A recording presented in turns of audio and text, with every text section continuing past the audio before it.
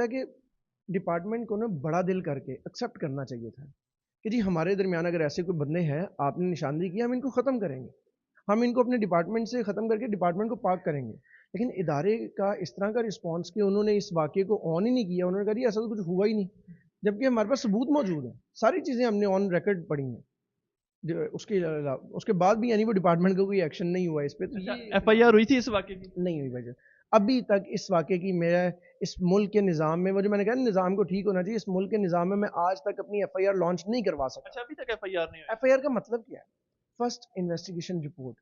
یعنی میں جا کے کہتا ہوں بھائی میری بلی مر گئی ہے اور اس بلی کو مارا جی آپ نے، تو یہ میری ایف آئی آر ہے، فرسٹ انفارمیشن رپورٹ ہے نا، میں نے دے دی.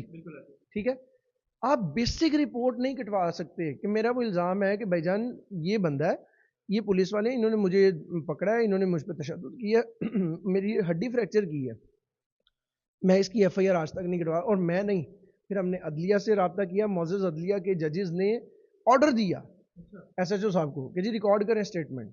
اس کے باوجود آج تک اسٹیٹمنٹ ریکارڈ نہیں ہوئی، ایف آئی آر لانچ نہیں ہوئی. اچھا سر، میرا آپ سے آخری سوال یہ ہے کہ پی کے ایکٹ لگا کر صحافیوں کی آواز کو جو دبایا جا رہا ہے، اس حوالے سے آپ کیا؟ نہیں ہونا چاہیے. میرا خیال ہے صحافی، دیکھیں صحافی کا کام کیا ہے؟ صحافی نشاندہی کرتا ہے کس چیز کی؟ غلط کام کی. غلط کون سا کام کی؟ کبھی آپ نے کسی صحافی کو دیکھا پرائیویٹ بزنس مین کی نشاندہی کر رہا ہو جی یہ بزنس مین ہے، یہ رشوت لے رہا ہے، یہ بزنس مین ہے، یہ کالا پیسہ کما رہا ہے؟ وہ نہیں کرے گا. وہ کبھی آپ کو بتائے گا جی فلاں بندہ یہ دکان والا یہ ایسا کر رہا ہے؟ نہیں کرے گا. صحافی نشاندہی کہاں پہ کر رہا ہوتا ہے؟ جہاں پہ دو نمبری ہو رہی ہو. صحافی نشاندہی کر رہا ہوتا ہے جہاں سے ہم نے احتساب لینا ہو، جہاں پہ پبلک انٹرسٹ آ جائے. اور احتساب کن سے لیا جاتا ہے؟ جن کے گھروں کے چولہے ہم اپنے ٹیکس کے پیسوں سے چلا رہے ہیں. تو آپ صحافی کو اتنی اجازت دیں کہ وہ سوال کر سکے، وہ نشاندہی کر سکے، اور پھر ادارے، پھر لوگ آپ کو احتساب کے لیے کٹہرے میں، عوام کے کٹہرے میں آ سکیں. تو صحافی کو اگر اجازت نہیں ہوگی کہ بھائی میں نے سوال کر کے جب میرے سے پرچہ ہونا ہے، وہ سوال نہیں کرے گا. سوال نہیں کرے گا تو کرپشن اور بڑھے گی. آپ کے کہنے کا مطلب ہے کہ صحافی کو دبایا جا رہا ہے، اس کو ایکچوئل چہرہ نہیں دکھانے کی اجازت دی جا رہی؟ آپ آزاد صحافی ہیں، آپ کی کیا رائے ہے؟ نہیں بالکل. بس یہی مسئلہ ہے نا، دبایا نہیں جا رہا، دبایا جا چکا ہے.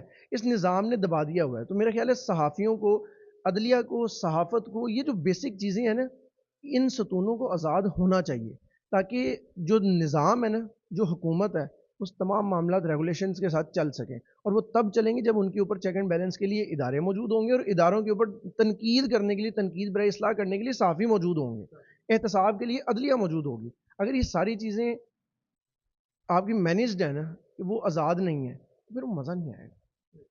جی ناظرین، جیسے کہ آپ نے نعمان صالح صاحب کی گفتگو سنی، ان کا یہی کہنا تھا کہ ظلم کے خلاف ہمیشہ آواز بلند رہے گی. اگلے ولاگ تک کے لیے اجازت دیجیے. اپنے میزبان